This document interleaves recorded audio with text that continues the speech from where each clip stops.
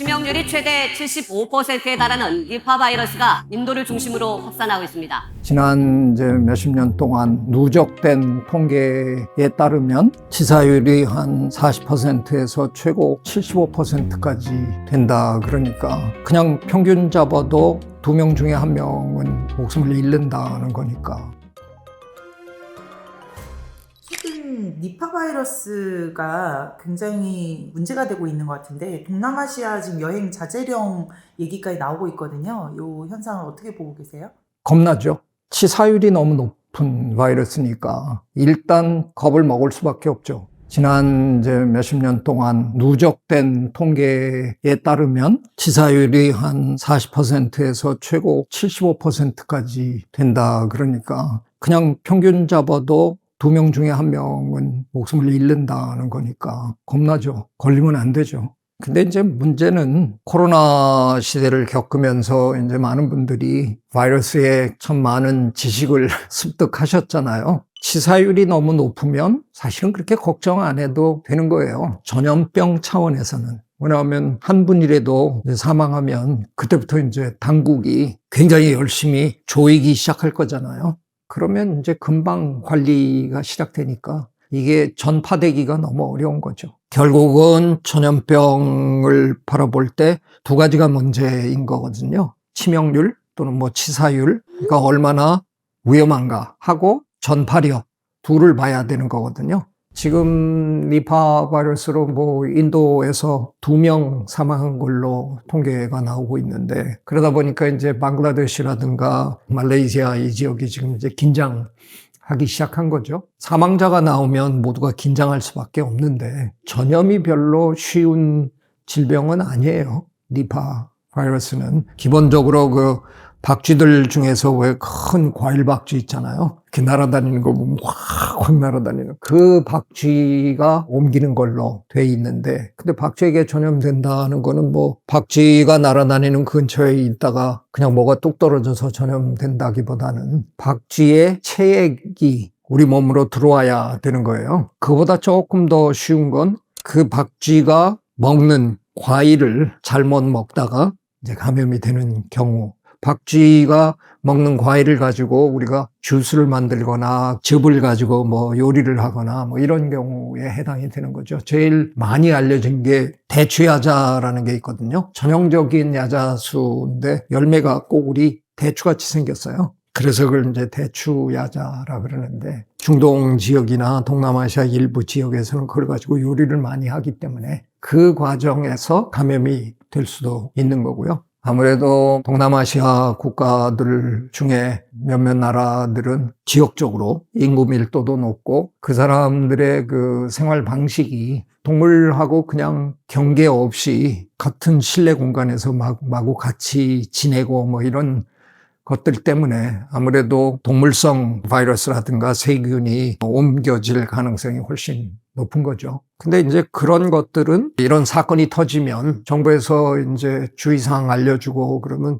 대부분의 분들이 조심하잖아요. 그러니까 전염병이 되려면 3번째 단계가 제일 중요한 거죠. 사람과 사람 간의 전염이 시작이 되면 이제 그때는 우리가 굉장히 힘들어지는 거죠. 왜냐하면 우리는 모여 사는 동물이다 보니까 그게 동물로부터 출발해서 우리까지 오는 과정보다도 일단 우리 속에 들어와서 우리끼리 옮기기 시작하면 그때는 상황이 이제 확 달라지는 거죠. 근데 이제 이런 걸 다행스럽다고 얘기해야 되나 그러나. 니파 바이러스의 경우에는 개인 간의 감염이 그렇게 쉽지는 않은 걸로 밝혀져 있어요. 가장 우리가 걱정하는 거는 공기 감염이 되면 제일 무서운 거잖아요. 코로나가 그런 케이스였잖아요. 그게 아니고 직접적인 감염, 그래서 그 감염된 사람의 체액이 내 몸 안으로 들어와야 되는 그런 경우는 쉽지는 않죠. 상당 시간을 감염된 분과 접촉이 있어야 되는 거기 때문에 인간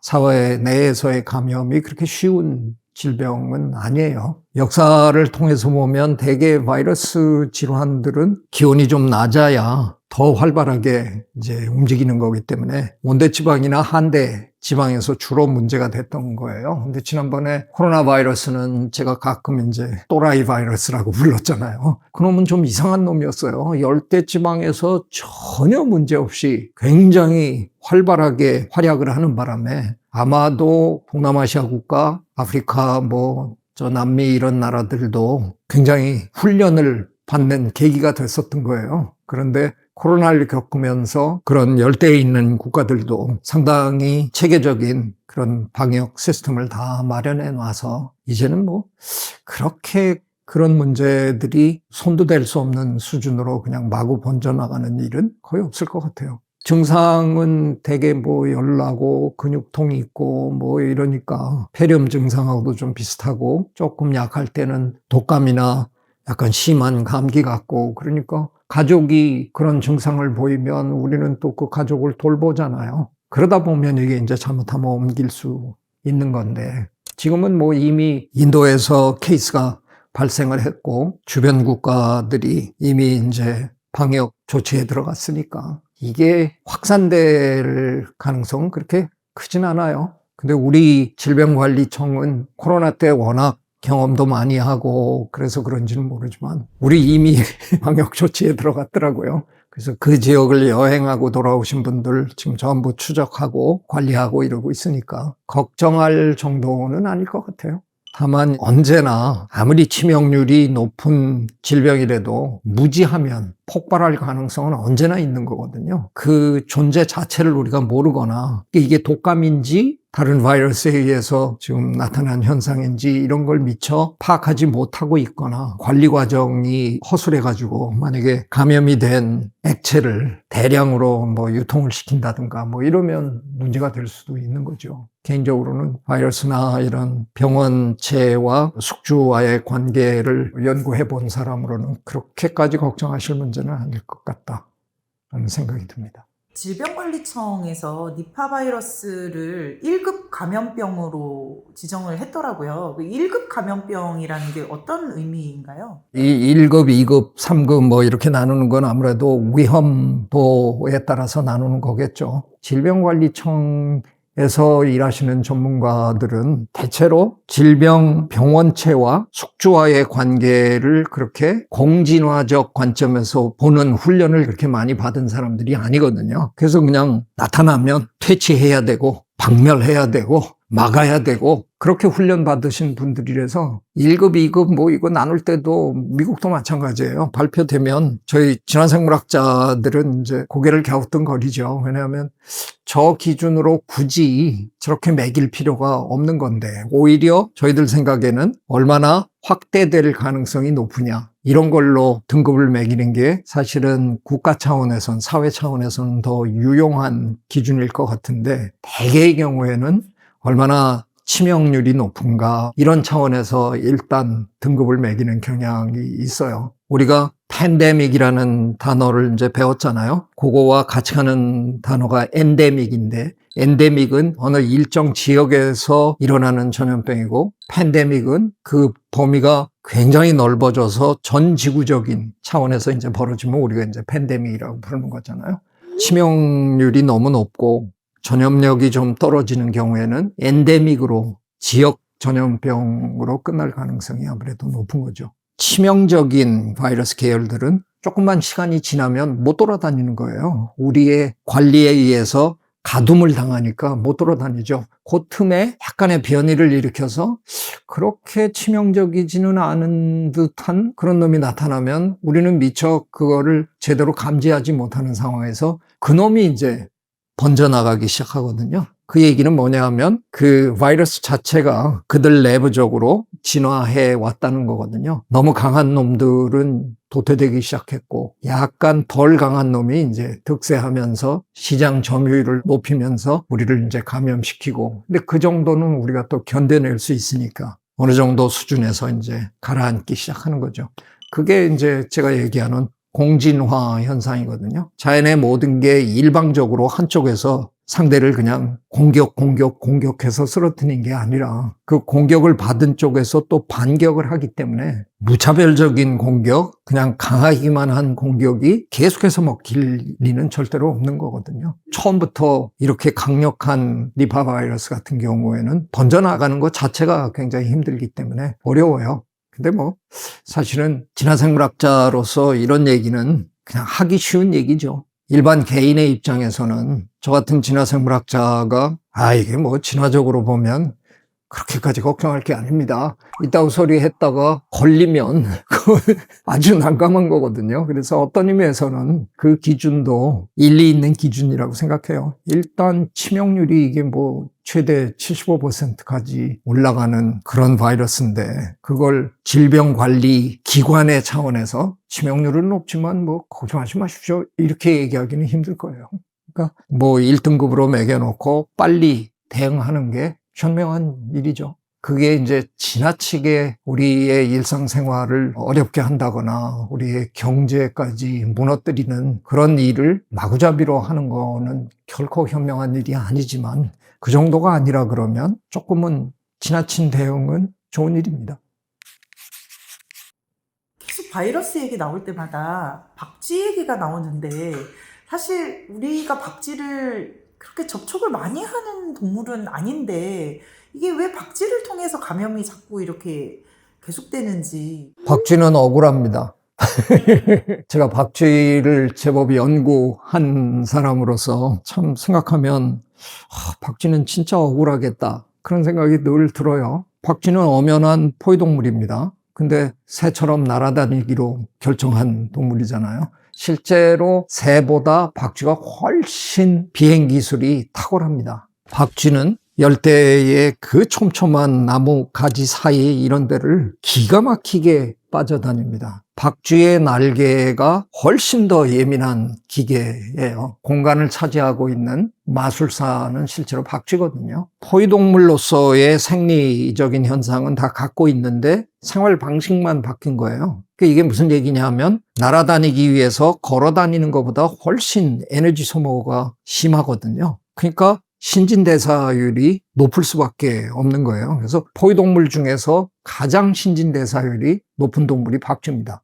신진대사율이 높아지면 그 결과로 생겨나는 게 체온이 상승하거든요. 같은 포유동물이지만 박쥐의 체온이 평균적으로 한 2도에서 3도 정도 높아요. 그러니까 박쥐는 자기 몸에 바이러스가 들어와도 그 바이러스가 활성화하지 않기 때문에, 활약하지 않기 때문에 자기가 바이러스에 감염됐는 줄 모르는 경우가 많아요. 그래서 그냥 갖고 다녀요. 온갖 바이러스를. 그러고는 숲속에서 날아다니면서 이 동물 저 동물 뿌려주고 다니는 거죠. 대부분의 경우에 박쥐는 자기가 영향을 받지 않기 때문에 모르는 가운데서 바이러스를 전파하는 그런 일을 하게 된 거죠. 그러다 보니까 이제 이런 바이러스 질병이 터지면 추적을 이렇게 하다 보면 결국은 박쥐로 이렇게 귀결되는 경우가 많은 거예요. 박쥐는 아마 억울할 거예요. 지금도 코로나는 진행 중이기 때문에 끝난 건 아니거든요. 코로나 감염자 수가 지금도 실시간으로 바뀌거든요.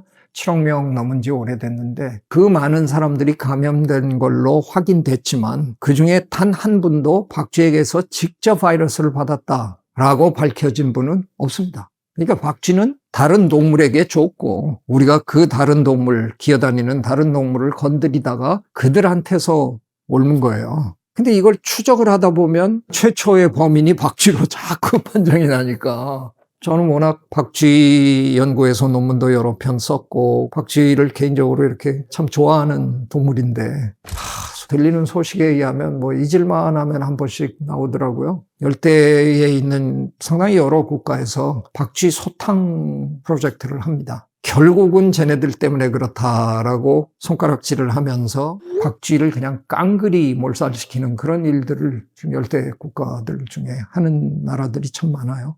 참으로 억울한 거죠. 어떻게 보면 그들은. 그건 진짜 말이 안 되는 건데. 그래서 박쥐는 죄가 없다라고 얘기하기는 그건 좀 그런데 박쥐는 억울하다. 그 정도는 저는 얘기할 수 있을 것 같습니다.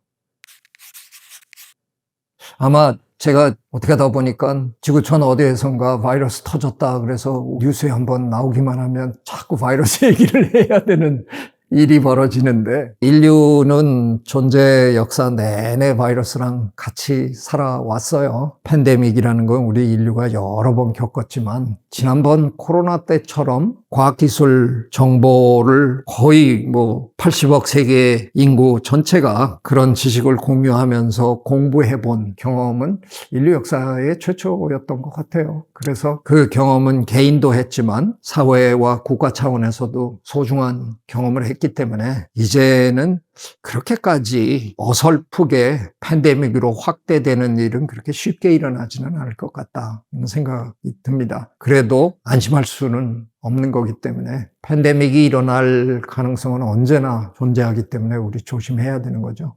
다행히 니파 바이러스의 경우에는 공기 감염이 되는 게 아니라서 마스크까지 하고 이런 것까지는 안 하시더라도 집에 돌아오시면 제일 좋은 습관 중에 하나, 저는 코로나 이후로 그 습관 하나만큼은 확실하게 얻었습니다. 집에 들어오면 그냥 무조건 손 씻는 일부터 합니다. 한 30초 이상 비누로 깨끗하게 한번 씻습니다. 그것만큼은 확실한 버릇으로 제가 만들었어요. 결국은 거기서 모든 일이 다 벌어지거든요. 네, 요즘 보면 공공기관이나 대중교통 안에서 마스크 여전히 쓰고 계시는 분들 많으시고요. 그건 전 좋은 일이라고 생각합니다. 하루 종일 쓰실 필요는 없는 거고요. 그런 사람이 많이 모이는 곳에서는 마스크 쓰시는 거 아주 현명한 일이라고 생각하고요. 그리고 집에 오시면 반드시 손을 깨끗이 씻는다. 그 두 가지만 하시면 아주 특수한 전염병이 아닌 경우를 제외하고는 그렇게까지 내 자신을 큰 위험에 노출시킬 일은